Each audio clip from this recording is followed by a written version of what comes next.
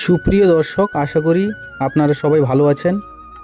আজকে এই ভিডিওটার করার কারণ হচ্ছে, বিগত কয়েকদিন ধরে আমি ঠিকঠাক ভিডিও আপনাদের সামনে আপলোড করতে পারিনি।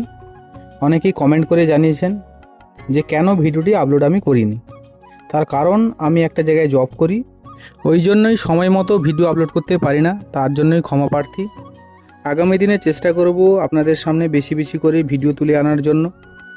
তো এই মুহূর্তে শীতকাল যেহেতু পড়ে গেছে, পাখিদের ইমিউনিটি পাওয়ার কম, তাই ওদেরকে একটা ইঞ্জেকশন দেওয়া হয় যাতে এখন ব্যাকটেরিয়া হাত থেকে নিজেদেরকে প্রতিরোধ করতে পারে।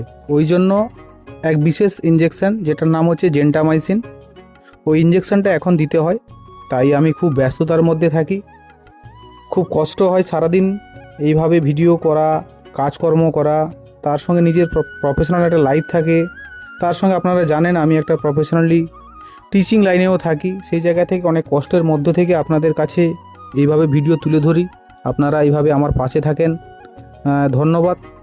আশা করছি আগামী দিনে আপনারাও এইভাবে আমাকে ভালোবাসায় ভরিয়ে দিবেন, আমার প্রতিটা ভিডিওকে লাইক, কমেন্ট এবং শেয়ার করবেন। আগামী 2-1 দিনের মধ্যে আপনাদের কাছে অনেক শিক্ষণীয় ভিডিও, আমাদের গ্রামাঞ্চলের প্রকৃতির ভিডিও, একাধিক ভিডিও সামগ্রী আপনাদের সামনে পরিবেশন করব।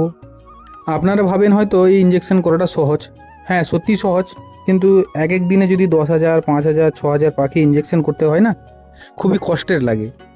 তো এইভাবে পাখিদের ইমিউনিটি পাওয়ার থাকে ইঞ্জেকশনের মাধ্যমে।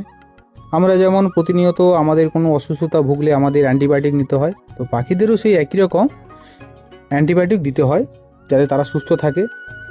এই ভিডিওটি ভালো লাগলে আপনারা বেশি বেশি করে লাইক, কমেন্ট এবং শেয়ার করবেন। ধন্যবাদ।